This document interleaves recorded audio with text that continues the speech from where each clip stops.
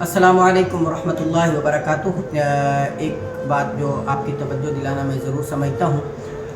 हम कोई भी ज़ुबान बोलते हैं तो उसमें हम तलफ़्फ़ुज़ात और उसके प्रोनंसिएशन का बहुत ज़्यादा ख्याल करते हैं। ख़ास तौर पर जब कोई इंग्लिश बोल रहा होता है तो लोग कहते हैं भाई इसकी प्रोनंस जो है वो ठीक नहीं है, ये सही तरह अदायगी नहीं करता।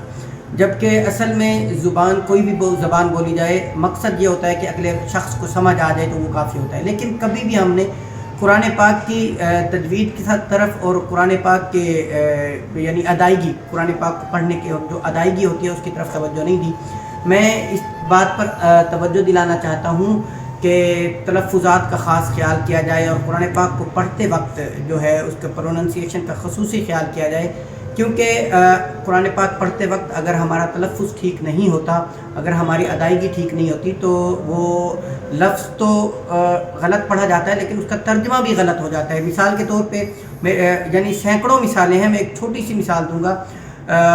कुरान पाक में सूरह इखलास है, बिस्मिल्लाहिर्रहमानिर्रहीम, कुल हुवल्लाहु अहद, ये मोटे काफ के साथ है और इसका मतलब ये है कि फरमा दीजिए, आप बता दीजिए कि अल्लाह एक है। तो अगर इसको कुल की जगह कुल कहा जाए, यानी मोटे काफ की जगह बारीक काफ कहा जाए, तो इसका मतलब बनता है खाना। काफ से काफ और लाम, कुल का मतलब होता है खा लीजिए और कुल का मतलब होती है फरमा दीजिए।